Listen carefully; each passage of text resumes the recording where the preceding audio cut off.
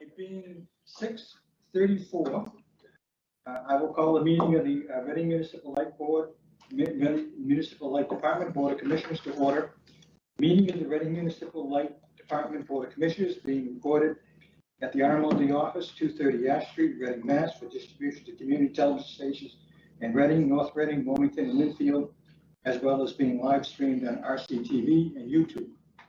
The RMLD Board of Commissioners recognizes the importance of hearing public comment at the discretion of the chair on items on the official agenda. Once recognized by the chair, all persons addressing the board shall state their name and address prior to speaking. It is the role of the chair to maintain order on all public comment or ensuing discussion. Are there any remote participants yet? Not yet, just not yet. We are expecting one. The chair. I appoint myself. I will serve as the chair and as the vice chair. I will serve as the chair until the arrival of the chair, Marlene Bitter. I also appoint myself as board secretary for this evening meeting. So, first item we have on the agenda is the public comment. No remote participants. I see no anybody else in the room. Ken, you're going to represent CAB. Do you want anything you want to bring up here? Nothing for me. Okay. All right. So I'm going to move to item 2. Item 3, which is the approval of the minutes. Sure. Move that the RMLD Board of Commissioners approve the open session meeting minutes of the October 20th, 2022 meeting on the recommendation of the general manager and the board secretary. Bob, you second that? Okay. Further discussion? I see none. All those in favor, please raise your right hand. Aye. Opposed? Motion carries 4-0. We actually have a script. We didn't have no script in the I don't want to use that script. All right, so we have the procurements. John, you want to read that first motion and you can give us some background? Move that the RMLD Board of Commissioners authorize the general manager to award the contract for IFB 2023-03 mailing services for municipal electric bills to the lowest responsive and responsible bidder, provided that the total price does not exceed $150,000 for the 3-year contract. Second on that? Second. Good. Dave seconded. Hamid? Okay, sure. This is for mailing services. The last time we went out to bid that in 2019, and the total price for a 3-year contract was $104,400. So this time we anticipate the bids to come out at $150,000, and the reason we're doing it now is to give the general manager the authorization to not to exceed $150,000. Is because we can't wait until the April board meeting. So we need to get this, the bid opening for this is March 22nd, and the contract date is May 1st. So there won't be enough time if you go to the board in April, wait until April for it. So that's basically the case. Okay. Quick question. Go ahead. 2 things. Is there an option to extend if you cannot get bids in time and the current contract? For a year extension? If it does expire. Yeah, we have 6 months. Usually we have 6 months extension. So we give them that 6 months. That's going to give us enough time to put the bid together and go to bid for the next one. Yeah, and then I know you have not to exceed. Right. So if it exceeds that amount, let's say if it goes to 170, we're going to come at in the board in April board meeting, and we're going to say that that we went over by this amount. So okay, that's completely transparent. Right. Okay. Thank you. Further discussion? Seeing none, I'll call for the vote. All those in favor, please raise your hand, say aye. Aye. The motion carries 4-0. Go to the next one, John. Move that the RMLD Board of Commissioners authorize the general manager to award the contract for IFB 2023-25 grounds and landscape services to the lowest responsive and responsible bidder, provided that the total price does not exceed $150,000 for a 3-year contract. Amit? Yeah, sure. This is again the same deal. I mean, the contract run out and we have the bid opening is gonna be March 22nd. The last time that we went out to bid for this service in 2020, the 3-year contract total price was $425,283. So we expect that this one to come out to approximately $150 for the ground services. So that's the same deal. So Yeah, just so a question. One more thing, if I may explain. We originally went out to bid on February 1st with the intention that the vendor's award would be made in March. But the RMLD decided to cancel the bid in the interest of the, RMLD and ratepayers pursuant to Chapter 30B, Section 9. As this all submittals, they far exceeded the funds available. So what we did, we notified them that, none of those bids are acceptable. So now they're sharpening up their pencils. And actually, this time around, we've got like about 50 people that are interested in bidding. So we anticipate the bid to come out approximately $150,000. That's what it should be. That's where it should be.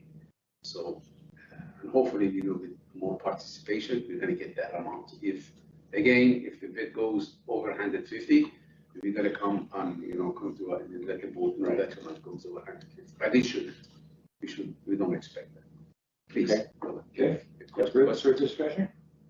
See none, all those in favor, please raise your hand and say aye. Aye. Okay. Can we get a second on that too? Dave seconded. Okay. All right, John, next one, please. For pole-mounted transformers, move that IFP 2023-12 for pole-mounted transformers be awarded to MVA Power Inc. for $581,061.72. Items 1 through 4 pursuant to MGL Cs 164-56D on the recommendation of the general manager. Move back. Yeah, sure. This is the Chapter 164 award, which means we don't have to go by the lowest bidder. We should go with the one that fits our model and actually the more qualified bidder. So we sent the bids to 17 companies. We got 3 back from MVA Power, that's a Chinese company, and Howard Industries and Power Sales Group, which the shortest, actually MVA Power, the lead time is 28 to 30 weeks, as opposed to the others that have 75 weeks lead time. And in the interest of the time, and we need to get these things fast, so we have enough inventory for our transformer replacement program. So we are awarding it to, and actually they ended up being the lowest anyway. So it's MVA Power that the bid is being awarded to. And it's great. The items 1 through 4 were awarded, 5 to 8 they're not recommended because they didn't have provided enough documentation on those. So we requested, and we're gonna go the next time we're gonna go out to bid. We're gonna get items 5 to 8, which by the way we have them in the inventory, so we're not sure on that. The question I have on this one is the bid on this one is much lower than the other 2. Yeah. Substantially. Yeah. So have you checked out this company that there's no issues here? Yeah, actually, one of our engineers went to the expo, TRD expo, that was last month. Yep. That was not even 2 months ago. Yeah, February. So they went, and that's how they got introduced to this company. They were attending. Yeah, it's a legitimate company, and that's what they do. They do business with others. We check their background. It seems to be a legitimate. And so were there, they provided any references that we could check with? Yes, they did. Yeah. This is a Chinese company, you say? Yeah. Sure, was it Korean? I think it was Chinese. That's what it. I thought that's what all of it was. They were Korean based. It's a Korean based. Okay, Yeah, sorry. Yeah, Korean based. Yeah, that's right. Sure. That's right. It was Korean based. So it would have been a little different if Right. we probably would be talking differently if it was China based. Okay. So it's Korean based company. That's Korean. Sorry. Yeah, that was mine. Okay, further discussion? Seeing none, all those in favor, Well, please raise your I think, considering that it is, a newer company. Right. A lot, where, size and scope wise,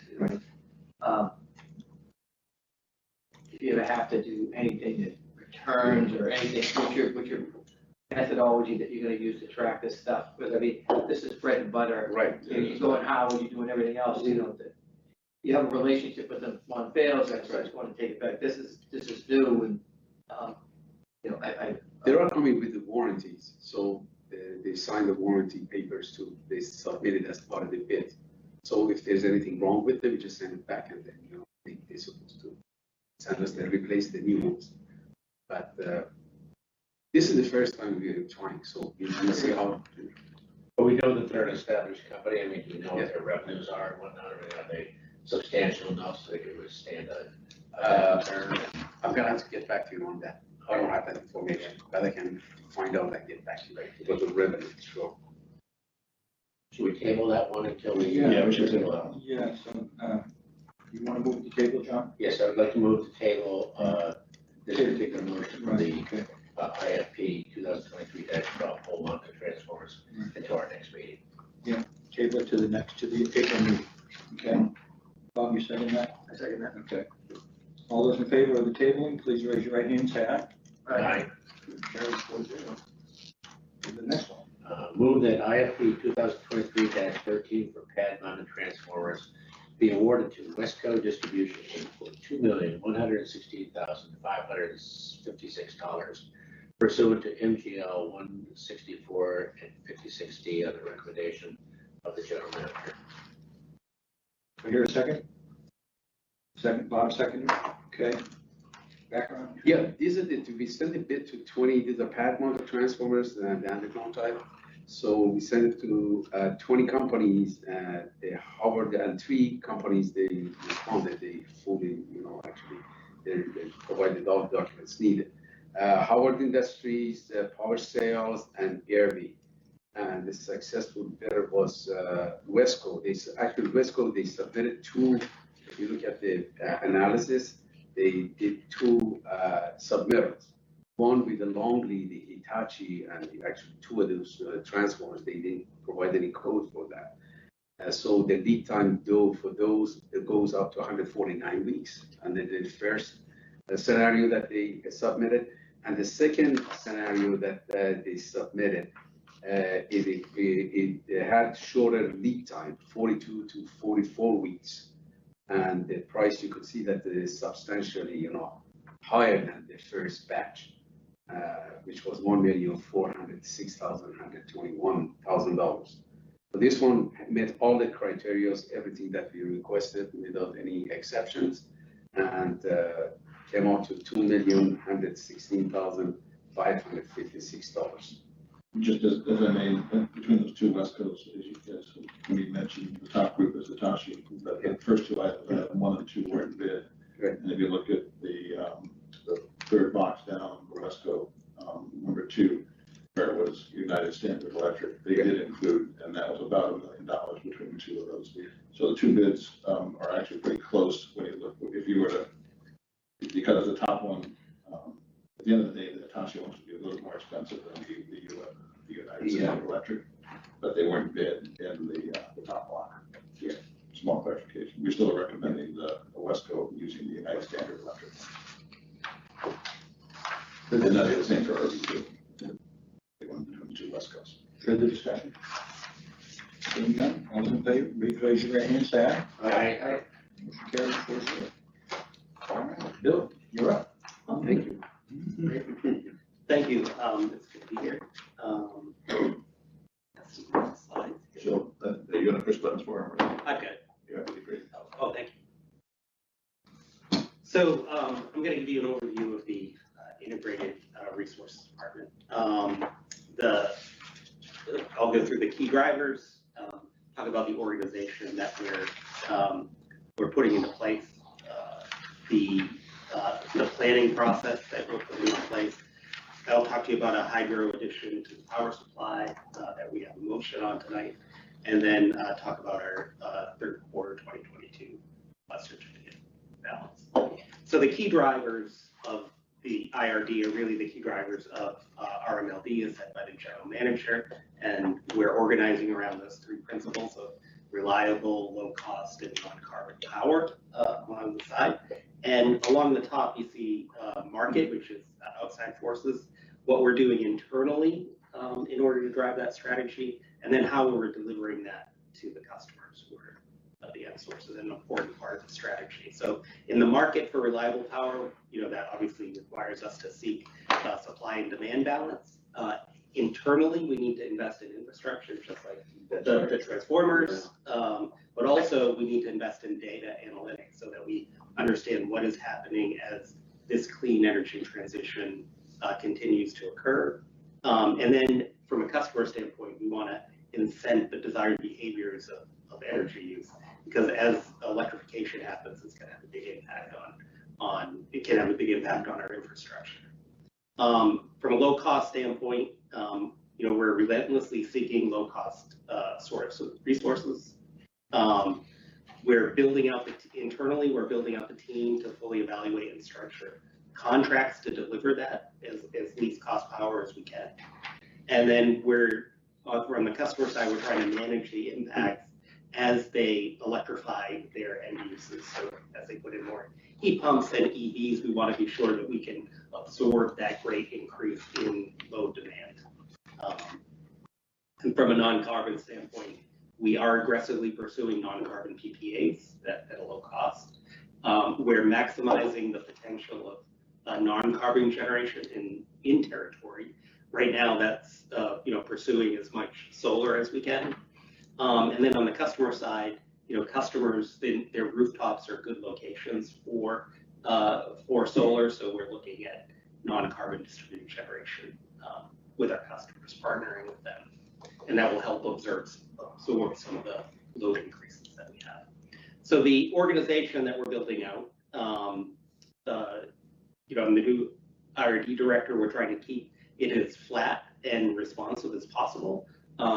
So we have the operational assistant that helps us organize the department. We have 2 IRD engineers, 2 IRD analysts to help us evaluate a lot of the restructuring that we need to do. We have communications and customer service under us, and then we have the specialists that help run the day-to-day programs in the organization. One question, Bill. Yes. Customer service, is that the existing customer service? That's the existing customer service. Okay. That's not So, a new. No, it's all. And all of these positions have existed, but a lot of them were refilling. What's the status of getting those 2 open positions that I see on the chart?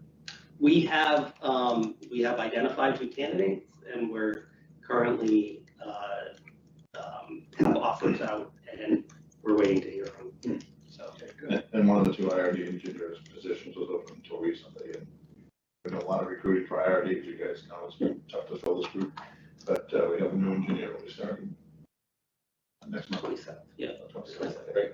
So we're filling out the IRD team, which is great. Yeah. So we can get busy doing the planning that we have to do. So in order to meet the reliable, low-cost, non-carbon power, we obviously need a process. And this is like a continuous improvement process, right? We don't stop planning it because the landscape is constantly changing. So it's forecasting what the load is going forward. That's an ongoing process. And of course, the energy efficiency and electrification programs have an impact on the load, so we need to include those in the forecasting, not only weather related.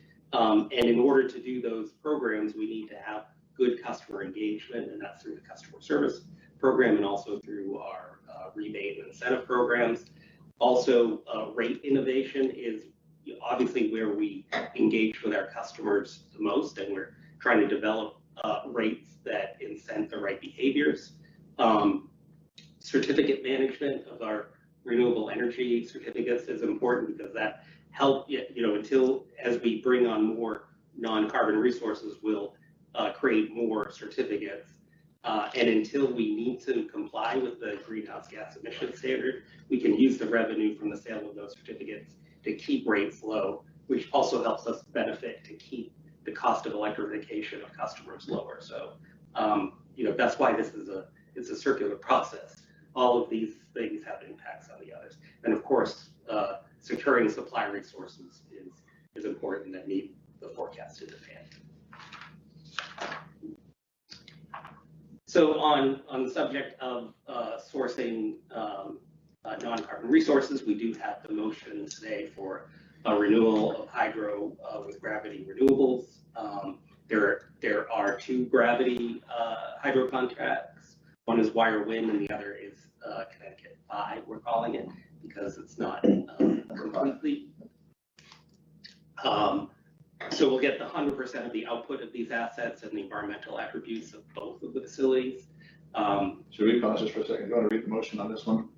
Well, the background. Keep going. Let's get the background from these. Okay, good. Keep going. Yeah, we'll do the motion. Perfect. Okay, we'll get the questions in the motion. Okay, good. So the environmental justice report is complete on both of these. Wire Wind does require some fish passages for license renewal, so those are in the works, and we expect that to happen shortly after we execute the renewal. And although both of the facilities are in Connecticut, they are in separate watersheds, so there is some diversity of supply in case something happens to one of the watersheds.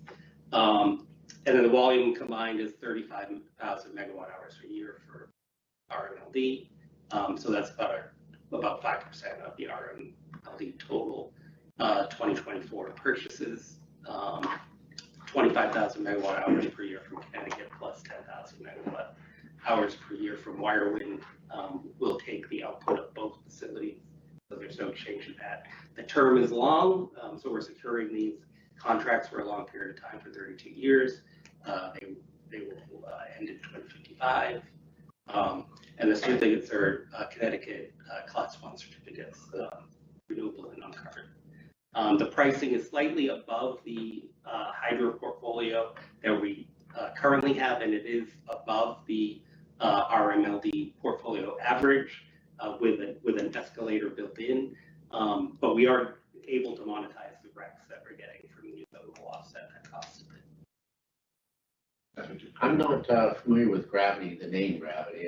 Did they take over another facility that was being run by somebody else? How long is it? Yeah, so they're buying generally like small hydro facilities around mostly in the Northeast, but some out in the western part of the country. So is it a private equity firm? They're like a private developer that are developing these assets, improving them, renewing licenses.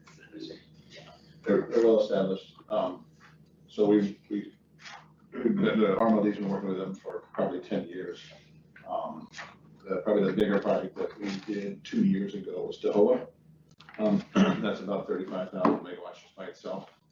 So we've had ongoing discussions. The Wirewind one was a contract that was expiring last June. What we did is we decided to do with up to a 36-month extension while they were finishing the licensing. The licensing at that point in time wasn't complete with FERC.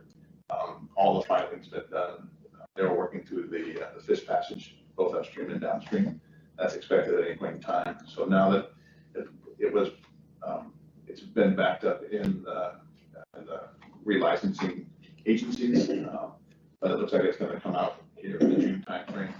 So it's the right time for us to transition from our interim to a formal contract going forward. So we're basically in the case of Wirewind, it's a renewal.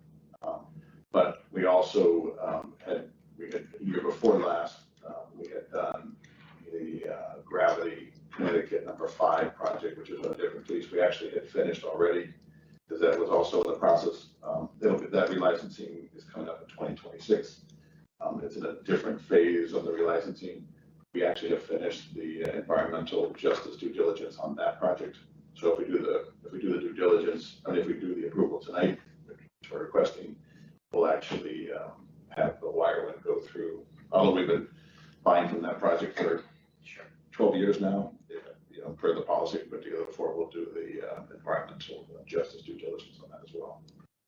The other thing, the reason why we put these two together, Gravity's been around for a while, stable, they know how to run operations, and just for, we're trying to really work on administrative efficiencies. So part of the goal here is to put the two together. The other things you've heard hydros. We want all of the output, depending on the size of it, but if it's small, we'll take all of it. It's just simpler for them, simpler for us. And the extent of it, 32 is kind of an odd number, but it rounds to be 55. So, I mean, it's just the way the math works for the modeling that we've done. You know, we still have to finalize, that we've got pricing, the term sheets, et cetera. There'll be a little bit more back and forth on that pricing stuff.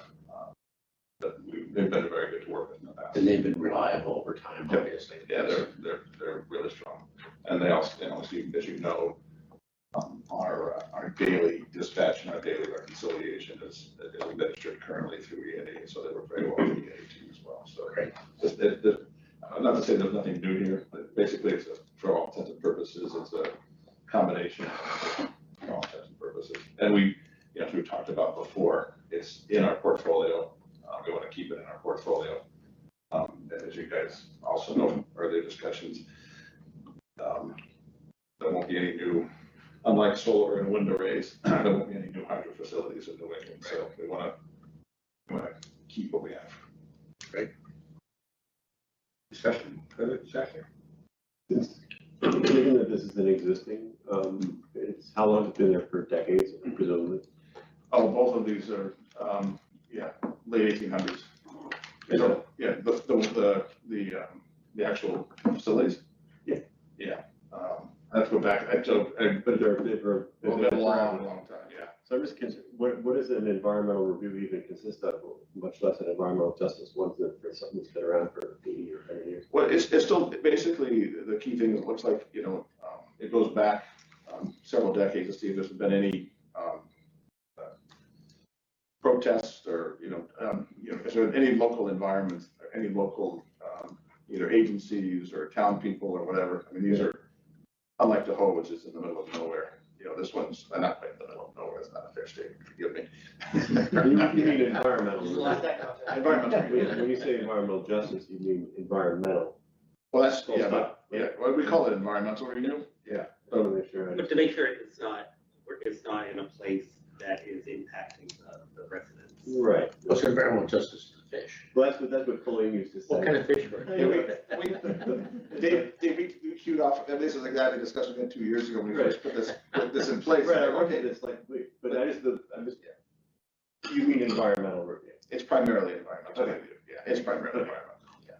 But we still, we spent a couple, we spent a little bit of money, we do a report, which is actually good. I mean, we're paying attention to it. Interesting enough, we put that in place. The very first one we did was the Tahoe project, and then we did this one, and then the First Light ones. They actually appreciated the fact because nobody else had requested those. Again, RMLD is a little bit ahead of the curve in terms of requesting these kind of things. So it's good. Got it. The terminology was throwing you. Yeah, no, it was a terminology that we kind of stumbled over, and then I think we just keep it right. So, anyways, hope that helps. Thanks. Should I read the motion? Yeah, you want to read the motion, John, Sure. please? Move that the RMLD Board of Commissioners, contingent on the recommendation of the Citizens Advisory Board, vote to accept the General Manager's recommendation to execute a new contract for energy and associated certificates from Gravity CT and Gravity Espanook Weir Wind Hydro Facilities. Did I pronounce that correctly? Wirewind, yeah. Wirewind, thank you.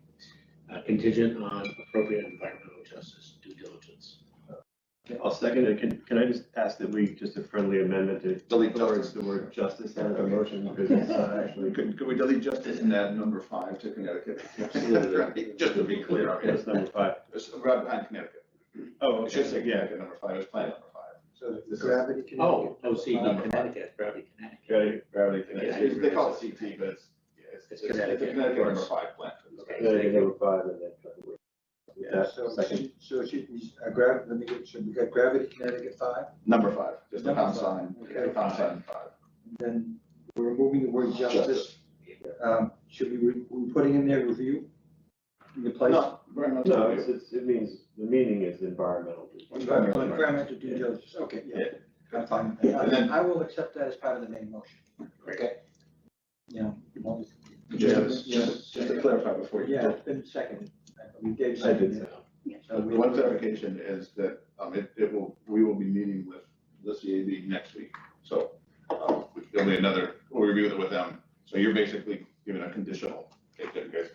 Meaning, this vote to approve the contract condition on them. On them, I okay. see, Yeah, so one of the things that we're gonna try and do going forward is we're gonna try and reschedule so that, we do the CAB before the VOC, because there's not just this, but, the CAB has the first recommendation, and then we'll bring it to you guys. 'Cause right now, we're kind of backwards. It's not necessary. Remember, yeah. That's right, that's under the 20, you agree, they have the first. they have- Yeah, we agree. I just think in terms of the timing of, so we didn't coordinate the timing of the two meetings as well as this one, so anyways.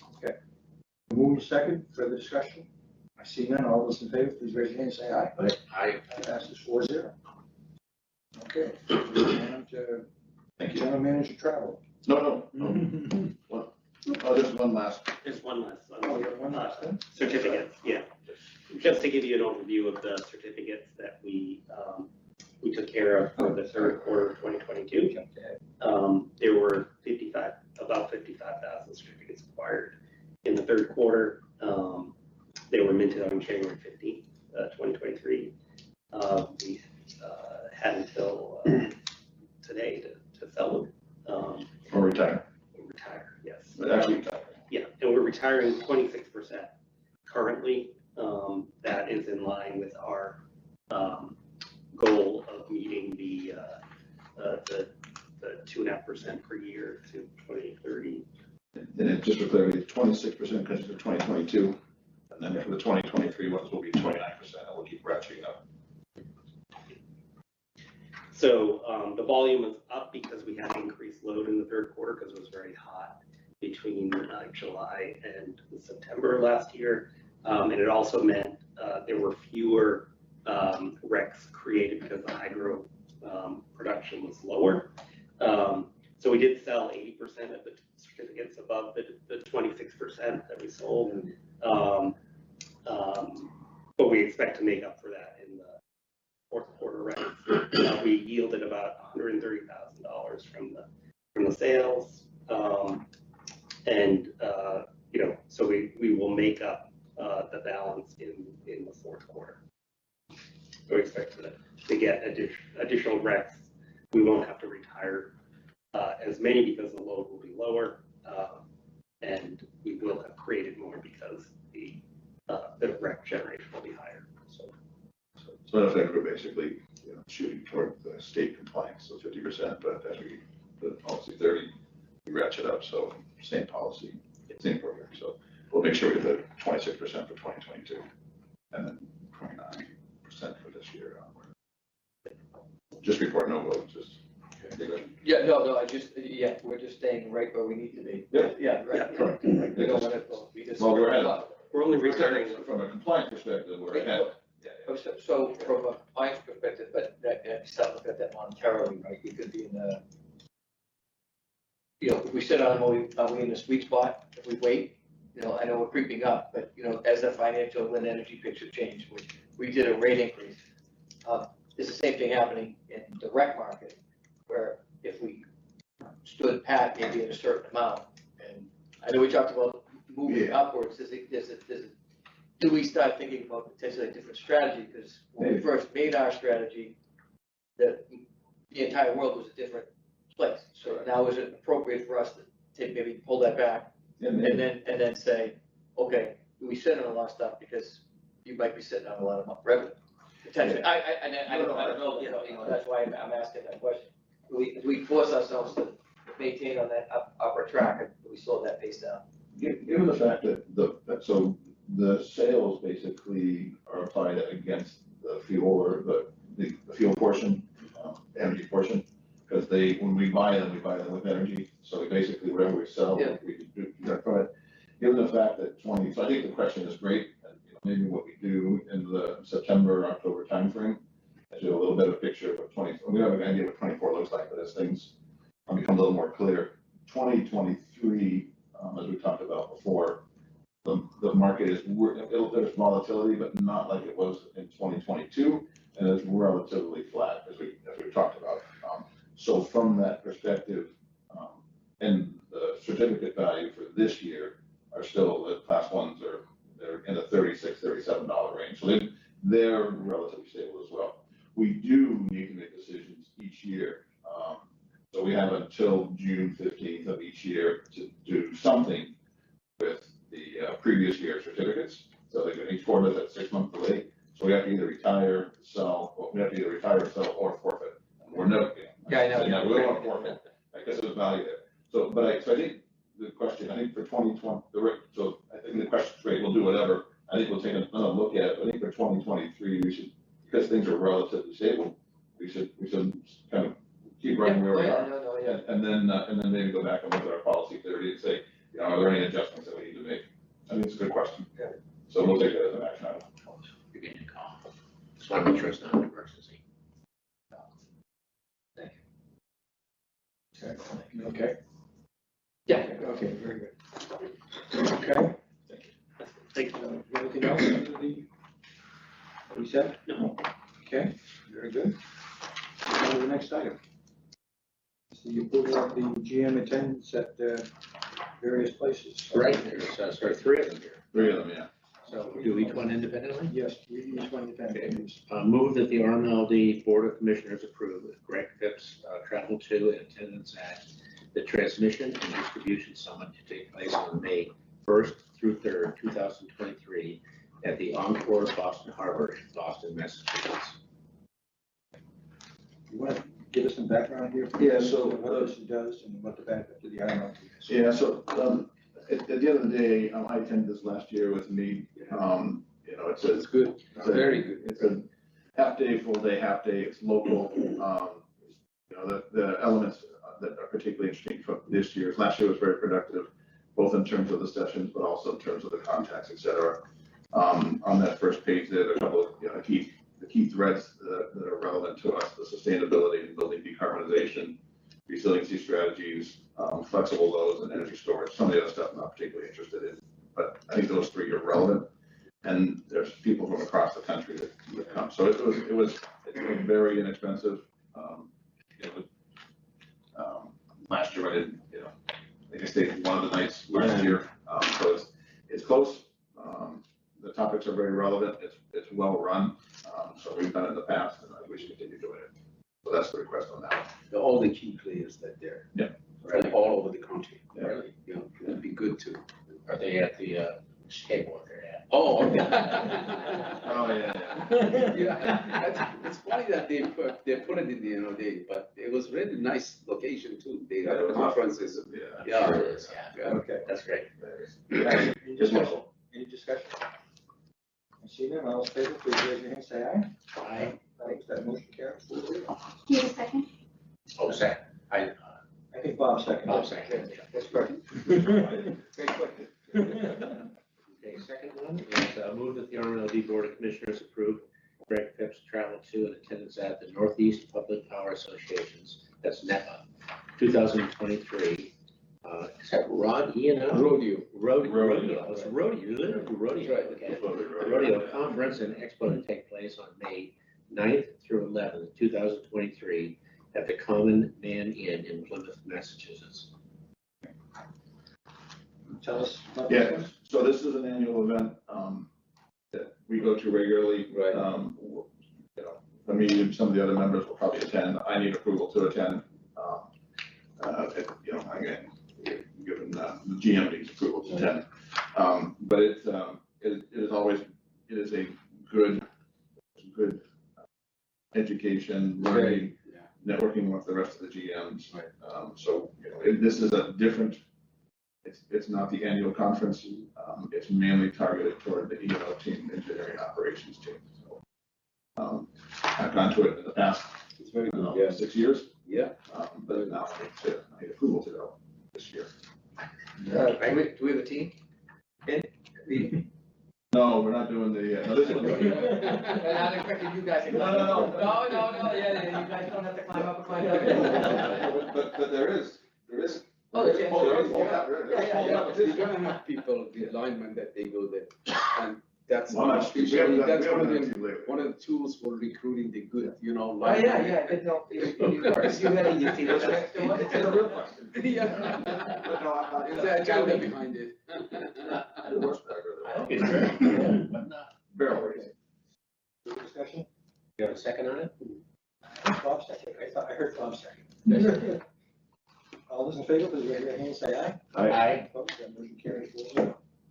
Okay, the next one, move that the RMLD Board of Commissioners approve Greg Phipps' travel to and attendance at the 2023 American Public Power Association, that's APPA, National Conference to take place on June 16th through the 21st, 2023 at the Seattle Convention Center in Seattle, Washington. So this is an annual APPA conference. I went to, obviously, 2 weeks ago, a week and a half ago, I went to the legislative rally in DC. APPA does a lot. So APPA is a very valuable entity. There's a lot of learning. There's a bunch of sessions here that I went through the agenda that I think will be worthwhile. To be honest, I'm still on the fence if I will actually make the trip, but I want approval to have the option to make the trip. I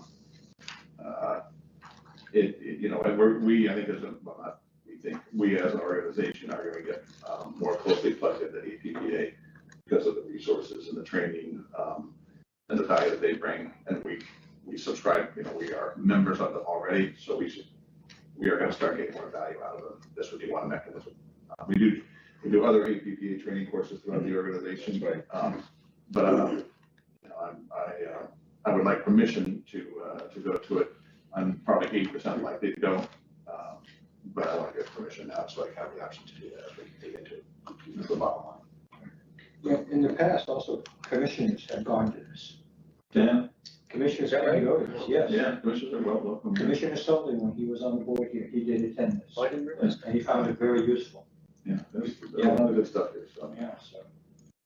I personally think it's great to get out and meet these other people, and find out what's going on in our industry, and That's why, we sent 2 of the engineers out to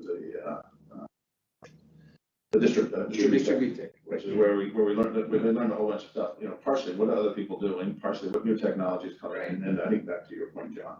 There's so much going on in the industry, right? I mean, as we've talked about many times, this industry is in massive transition, and while we're smart guys, men and women, we don't have all the answers. So we want to learn as much as we can from what other people are doing. And APPA, it's a national organization, but there's a concentration of people willing to share and learn. So that's the thought process, right? So I'd like permission to go. One quick question. Yeah, sure. Yeah, the NEPA and the APPA, structurally wise, what's the relationship between those two? They're not competitors. No. But I'm just. NEPA's New England. Yeah, so it's just a regional one. Yeah, it's a regional one. And, some of the other general managers and leaders of NEPA are actually on some of the committees, et cetera, for the APPA. APPA is national. And NEPA doesn't, they don't take strong stands on the lobby, on the policies and lobby stuff, except through APPA, like we did a week and a half ago. NEPA is more, I'll call it more operational and training. So one of the strong things that NEPA does is a training organization. They have a school out in Littleton. So apprentice training, meter tech training, APPA is classroom type training as opposed to the NEPA stuff, which is like literally in their yard. They've got 18 poles and literally it's hands-on training in NEPA. But they're related but regional training. I don't recall this coming up before the APPA conference attendance. You guys remember? We are. I go this year to engineering and operation conference. Usually they have that, every year. So we go and all the, people, key players again from all over the country, they come and expand, with the various. Which wasn't. She didn't go, but other GMs. Oh, yeah. Often go. Oh, very much so, yeah. Other I'm just GMs getting here, the sales along. previous GMs have gone from here. Some of the other GMs. They're very valuable, I'd rather be in Boston personally, but that's a good topic. Yeah, because between this and the August NEPA and the other NEPA and the legislative rally, I just wonder how much of this is redundant. Yeah. I'm just asking. Yeah, no, I know. And time's valuable, Dave. Dollars are valuable, but time's probably more valuable. So, that's why the agenda looks interesting. I'm 80% likely to go. Seattle is not a, it's not a hop, skip, and a jump down the road. No. Not that it's a big deal, but And obviously travels on nighttime only. It's great flights too on Alaska Air from That's here to true. Boston. Yeah, Boston. Yeah, no, I took one the other day, it was like $65. Was it? $65? Yes. Good to see you. Yeah. Look at that. You get to sit down. You can't get the Boston for saying no. Exactly. Parking $45. She was pretty famous. Wow. That's the request. Okay, very good. Further discussion? Seeing none, all those in favor, please raise your hand, say aye. Aye. Aye, motion carries 4-0. Do we get a second? Bob, second. And again, I don't know what's going on. Okay, general manager's report. Yeah. To report.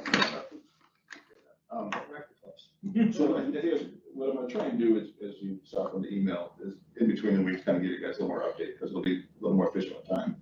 I'm trying to keep this week's normal session more compressed, so we have time for the next topic, the executive session. In terms of key things, I think overall, one of the things that's really important from the leadership perspective is the mood of the team. I think we've talked before, the mood of the team seems to be very strong. Everybody is, content, happy, working hard, challenged. As we do recruiting of new individuals, we talk about this place as being energized. We use that word with a bit of humor, but I mean, literally it's energized that there's a lot happening here. We're trying to change, trying to create the new utility in the context of the new world here. So overall things are very positive. I think throughout the organization. The line team is fully staffed at this point in time. Everybody's running pretty well. So in terms of the support teams, you've heard from Sarah a few times in terms of HR. She's energetic in terms of the recruiting, in terms of the HR, so she's been a great addition. As you saw from the notes, the director of finance, I'm not supposed to use names, so the director of finance is working diligently. We have an audit coming up next week, the annual audit, so we prepared for that. He also has been driving with support from Hamid and from here, so it's okay, from Hamid and Bill, support for some of the grants. You got those in the notes already. In terms of the IRG team is finally filling out, which is great. We've got a couple of key leadership positions to do underneath Hamid and the E&O group, and those are challenging to fill. We got two key positions there, leadership positions that we're working diligently to fill. But I think from a personnel perspective, the core hiring is settled down. We did reestablish last year, as you guys know, the summer intern program. So we're looking to do 4 more interns. We have offered out to 2 of them. They'll be here 10 weeks. We've now kind of got replugged in with Northeast, with several of the schools, Northeastern, WPI, as well as Merrimack, UMass Lowell. So we've got some nice candidates coming in that we're also looking to do a more traditional co-op program. So we are in the process of reestablishing that. That was actually, still probably remembers, but back in the 80s and early 90s, but the co-op program was pretty strong. And there were several individuals that retired over the past couple of years that I know of that actually came through the co-op program. So I think that's actually a good source of talent for the organization. That's personnel update. Other quick update, customer surveys. So the initial, the surveying is complete. They're putting together some of the slides. The results and analysis, we asked them to do some more detailed stuff. So that'll be, I'll have Julie present that at the April meeting. We spent time internally. We have input from Commissioner Talbot in terms of the questions. We got better results. Not perfect, but definitely better than last time through. We haven't seen all the stuff yet, but just preliminary discussion. So that's in process. We are in terms of, as you guys saw, right? Not only did we implement the 2023 rates March 1st. You guys saw the numbers. Again, primarily driven by power supply were lower, so that was really good news. But we We are preparing to be able to implement green communities charge just for Reading customers. So there's a little work we're still doing on the billing system to be able to do that. There's some work being done between the Renewable Trust, the state level, and the DOER. Those two agencies need to work together to make the whole program work. Again, our role is purely administration of the collection and then transferring those dollars off to the Renewable Trust. So there's some work that's being done between there, the town of Reading and RMLD. The two of us in particular are staying closely aligned. So probably May timeframe. Again, we're trying to make sure that we're not the slow down piece. We still have work to do on the billing side, but hopefully that our work on that will be taken care of. On that note, we are in the middle of an upgrade of our billing system, the Cogsdale system. So it had fallen a couple of revs behind. So our director of IT is making sure that that gets updated, and that's supposed to happen at the end of this month. It'll be a good time in between our billing periods. And then on that note, we've been working diligently, again, looking outside for time of use. So, taking the feedback you guys gave us last time relative to the EV1, A3 rates. Now, thinking a little bit more broadly.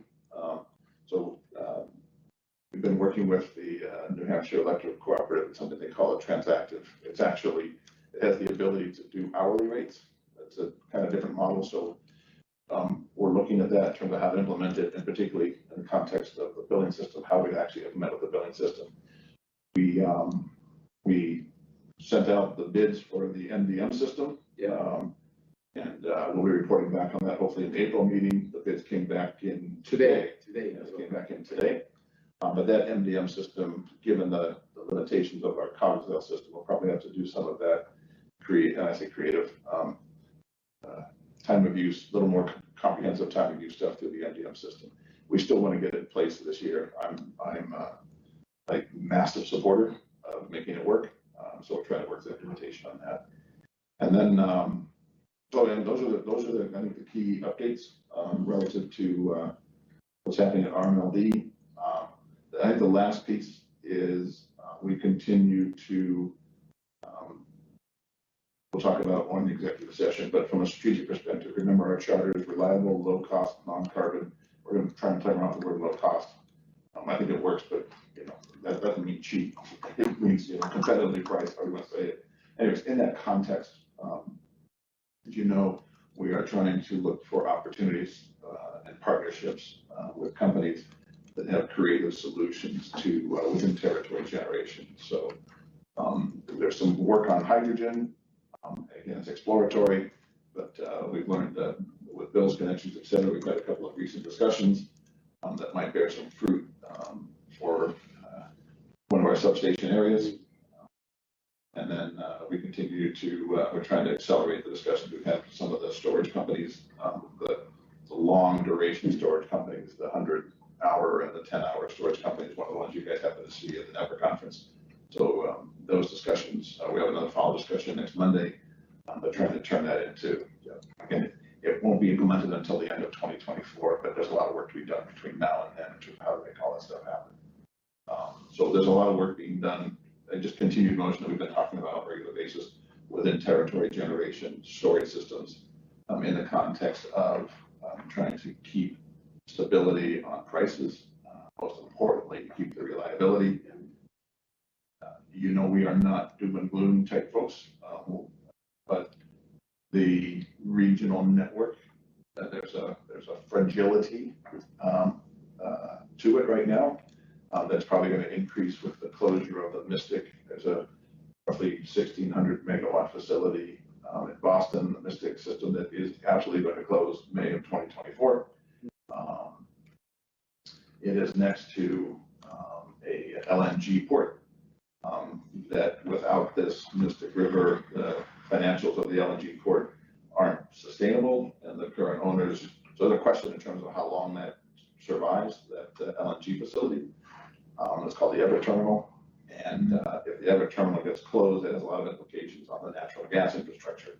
We are not a natural gas company, obviously, but as you guys remember, Yeah. Yeah, well, we're indirectly. No, we are. We're a consumer of natural gas. We are. Massive consumer of We natural are a gas. consumer of natural gas. Yeah, exactly. Yeah, we are a consumer of natural gas, so it will, as we mentioned, well, we're not direct distribution company, but, 50% of the regional, generation comes from natural gas. So there's a whole series of steps, and what we are trying to do, again, part of the reason why we had sent out those, as we talked about before, the storage systems across our, spread across our territory. We got those bids back, we're evaluating those bids, probably do a refinement round going back out. But the intention is in 2024 to add some additional, in addition to the Florida road one we've already talked about, to add some additional, we've talked about these in the past, but that path continues down the road. So there's a lot of work we're trying to get done in the next 18 months from the IRD team and the E&O team working together to try and get not generation, but storage in our territory, because that's quick building blocks. If we do that right, as we anticipate, that might allow us to accommodate any request that, I should say any, most requests that ISO New England would have for load reduction, which in the past, and hasn't been called in the past, but it would normally be done by rolling blackouts. Our intention is to put equipment and capability in place so that we don't have to do that.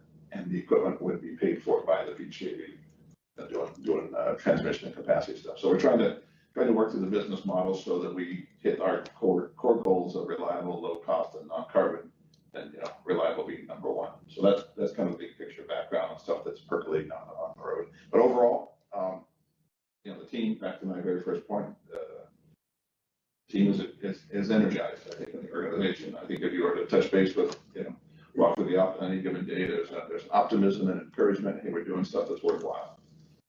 So that's the general manager report. Just one question for you. Yes, sir. Are we affected by anything with the Silicon Valley Bank and the Signature Bank collapses? No. Whether with the suppliers or anything that you're aware of? So I haven't looked at the suppliers. But nothing that we've been alerted to. On the supplier side, I haven't looked at that. I have just a question or two. Please. Cybersecurity, anything new or different on that? No, we continue. So the director of IT, you met him back in January. He is diligent. We migrated to multi-factor authentication.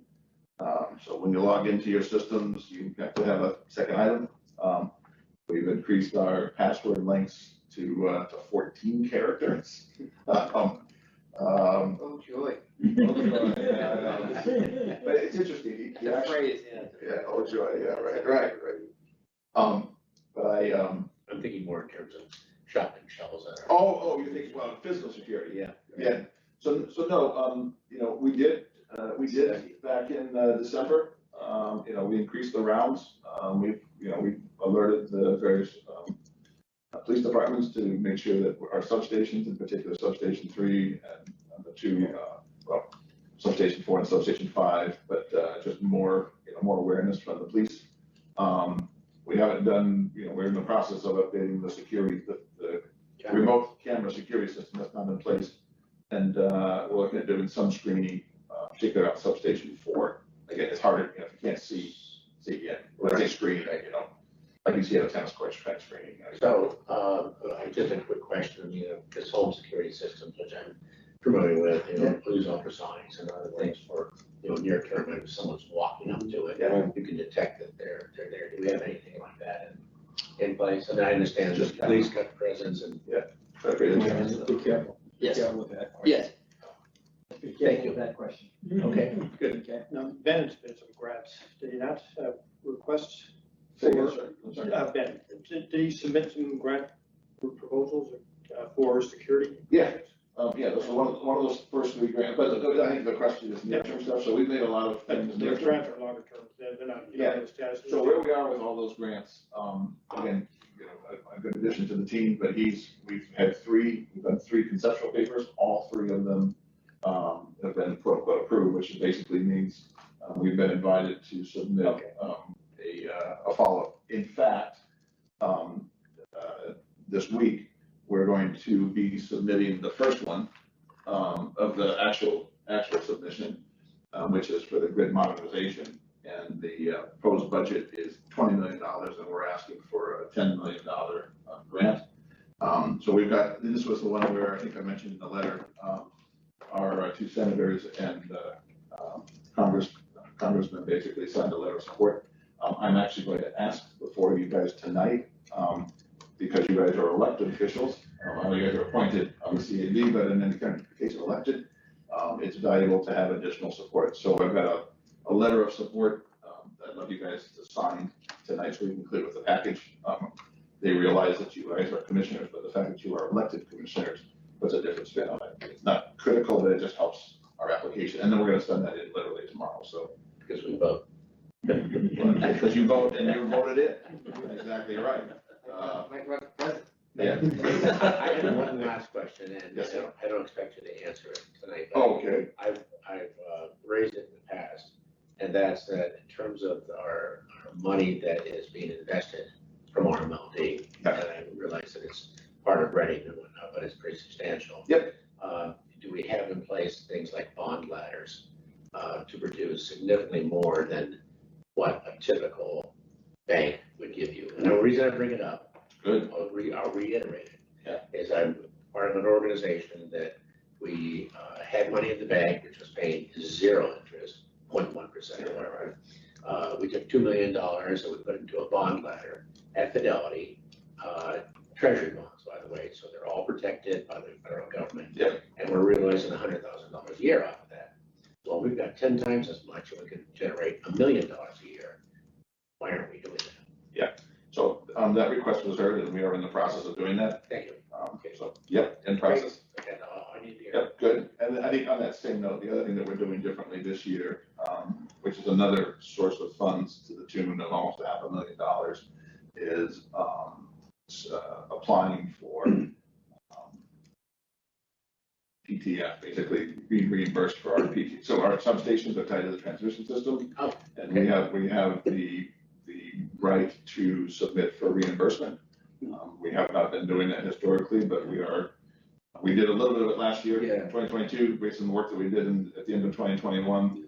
But we're very active in terms of making that, so that isn't, that's in the range of $500,000 that we're getting reimbursed for that we had in the past. So similar idea. Yes, absolutely, fantastic. I think all of these elements, go back to the basic concept of how do we, in the context of additional investments to handle the electrification that's coming down the road, part of it compliant driven, part of it is we want more revenue from the additional customers. How do we pay for that besides, straight repair money? Right. So the grant stuff, the different programs like the PTF, I think, as you mentioned before, that one's in process as well. So there's several different areas where we're trying to uncover alternate funding to allow us to continue to provide the reliable, low-cost, non-carbon service that our customers expect. Go ahead. I one question that goes back to what Dave said when you were talking about metering. Yeah. So new metering systems and time of use rate, right? Yeah. They all tie into, how am I gonna collect that data? How am I gonna implement that bill? Very complex. Correct. So I think, like anything, we have a great idea, but implementation of the idea can be an immense amount of money versus the savings that you're gonna get back from, or revenue generation that you think you're gonna get from it. Mm-hmm. So I before we get rates and these new meters and everything comes in, it's just, all that information has to be collected, regurgitated, and then you can turn around and then say, all right, maybe I can implement the time of use rate. I just don't know how good that data collection system is currently, or if it even exists out there. I mean, you get some information back on the meters, but if you're gonna get all this new information back, how's that all getting aggregated? How's it all coming back? They're all coming to MDM. That's why we gave the MDM. So MDM is going to be the housing for all the metering data. Is it all cellular coming back? Is it all, that signal coming back? How is that information being delivered back to us? That's going to be, that's a good question. That's a mesh network, fixed mesh network, Yeah. which is going to be all, the good thing, the good investment that we have is as a reliable backup is the fiber loop. So fiber loop everything, we got two tubes, 12 strands in each, so 24 strands that go into all the substations and also key locations in all 4 towns for the distribution automations. So what we do, we're going to create the mesh, and wherever that we have these switches that they convert back to from the radio signal back to fiber signal. So they bring that information back to the fiber. So that's the main route for that. However, beside that, also through the satellite, obviously these mesh network, they're going to bring the information back. We just did a radio study for distribution automation, which is using the cellular mesh network. And these are very, we just tried actually one of the remote areas, and the information just came in within a matter of seconds. So, and we couldn't have even established the communication to that location. So we have a plan for coverage, radio coverage, cellular mesh network coverage. So it's drive-by now? no, it's not drive-by. We have right now, we got what it's actually AMR system. That's 1.5 fixed network that they go from meter to meter to meter to a ECU, we call it data collector, and data collector is connected to the fiber that brings the information back for processing to the office over here. So that's how it's being.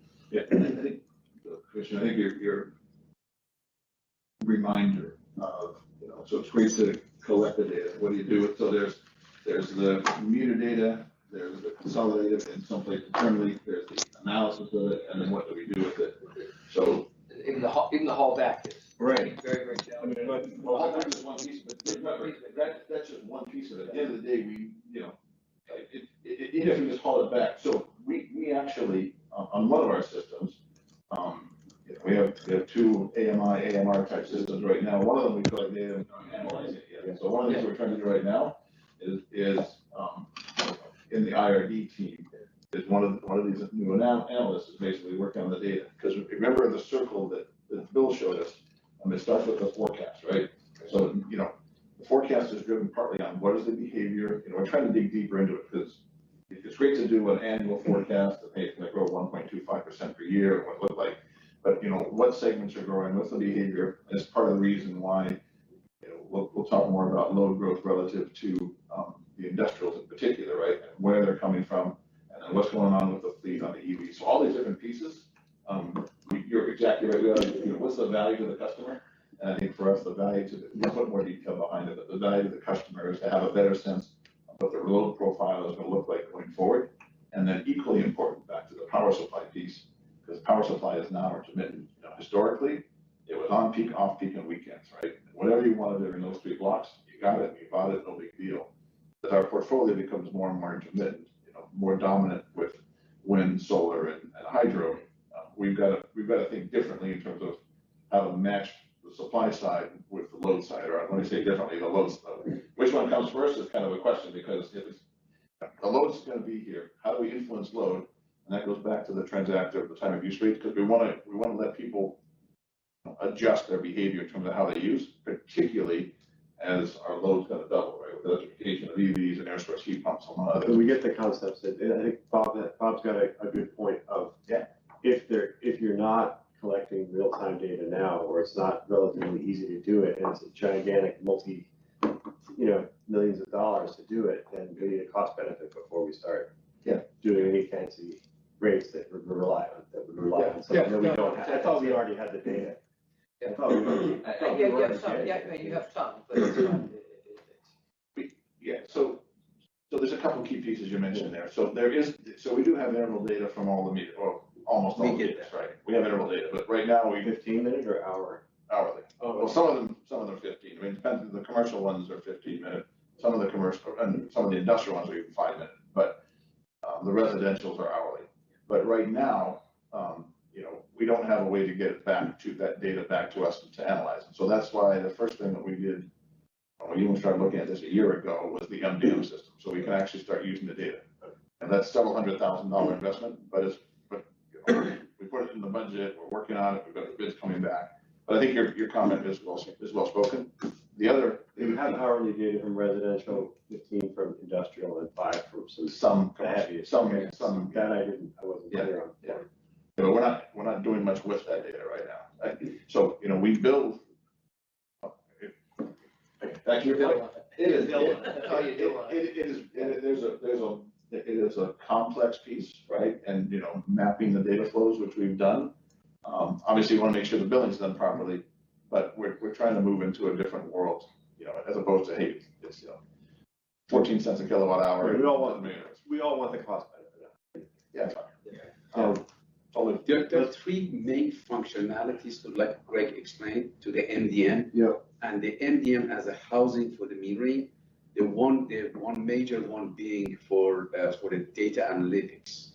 Because when you have that data coming in, you can analyze them and, forecast the load better, and, set up your contracts that way.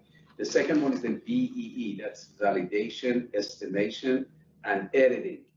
So if you're missing data, let's say one collector is not working, or you have a missing interval data, so you can estimate those and come up with a better, prediction. And the last one being for demand response and all DSM, demand side management programs. So all of these programs, they're doable for implementation to MDM. So that's going to give you, that's a critical tool for implementing all of those, functionalities that we need that we don't have right now. So if we have that, there's going to be tremendous benefit for the community, for everybody, save money, and also helping us to predict better the future behaviors, so we can set up the contract accordingly to save money. I have one other question on your presentation, which was you, general manager. I just want to make sure I understand the green communities piece, because it's been a long running and complicated thing. Do I understand correctly? It's all a done deal except for the administrative piece of RMLD doing this? No. What's the action point? Do we have to take action, or is there an action? We just need to make sure our billing system is ready. Yeah. Between the town of Reading, the Renewable Trust, and DOER, they need to get their stuff coordinated. Okay. We'll be part of that, but we are not slowing the process down. It is not, we are not the linchpin right now. The linchpin is between Renewable Trust and DOER. Okay. And then the town. So we don't have to vote on anything? No, there's nothing. Yeah. There's nothing. We just. There's not a rate piece that we have to vote on. Yeah, no, and it doesn't, because it's not our rate. I mean, there's no rate for us to do. I mean, literally, we are a transaction manager. We collect them forward. And at a high level, the rough collection from the town overall out of this will be roughly what, and then what do we think is coming back to the town from it? So the rough estimate for the town of Reading, given the current kilowatt hour usage, it's about $60,000 a year will be collected and sent on to the Renewable Trust. My understanding of the program is that when they first initiate the program, once all this paperwork is done, et cetera, they are eligible for somewhere in the range of a $250,000 grant, and then they can do additional grants on top of that. I believe they have to apply for that first $250,000, but typically that's what most towns get. So that's an order of magnitude. In the first year or in first? I believe in the first year, the first 12 months, yeah. Now, there are targets and goals that the Green Communities Program requires. I understand about that. I'm just trying to get that sense of the dollars. Yeah. What's the outflow and the inflow? It flows about 60, so just for town of Reading, about $60,000, and the inflow is potentially $250,000 in the first period, and then additional projects beyond that. And we will, and in the context that we mentioned before, we will, where appropriate, we will do joint applications with the town of Reading and RMLD. Joint applications tend to get more likely to be approved in terms of grant applications where there's more than one entity. And while we're a little bit unique because we're serving 4 towns, so but it's Couple Teslas. There you go. Okay. it's Another question? It is. Another question before we move to executive session. Just quickly, I want to point out the subsequent meeting schedule. Our next meeting will be in April the 19th. And then there's the chart as to who's covering the AP and the payroll and the member who's going to cover the CAB. I think Marlene is possibly on up there from what I can see, so. I am. Okay, maybe I'll turn, you can take over when we get to executive session, okay? You can. Let me finish document. Okay, do I have, John, you want to make the motion for the executive session? Sure, so I'm on motion. Okay. Move that the RMLD Board of Commissioners go into executive session pursuant to Massachusetts GL, Chapter 164, Section 47D, exemption from public records and open meeting requirements in certain instances, to consider the purchase, exchange, lease, or value of real property relative to Maple Meadow in Wilmington. If the chair declares that an open meeting may have a detrimental effect on the negotiating position of the public body, to approve the March 24th, 2022, April 29th, 2022, and May 3rd, 2022 executive session meeting minutes, to approve the release of the January 30th, 2013, March 27th, 2013, April 24th, 2013, May 29th, 2013, August 14th, 2013, September 25th, 2013, and December 12th, 2013 executive session meeting minutes, and return to regular session for the sole purpose of adjournment. Note, roll call vote required. Yep. Is that second? Bolton seconds it. Mr. Pacino, aye. Mr. Sternbeck, aye? Mr. Bolton, aye. All right. Mr. Talbot, aye. We are Marley? moving into executive session.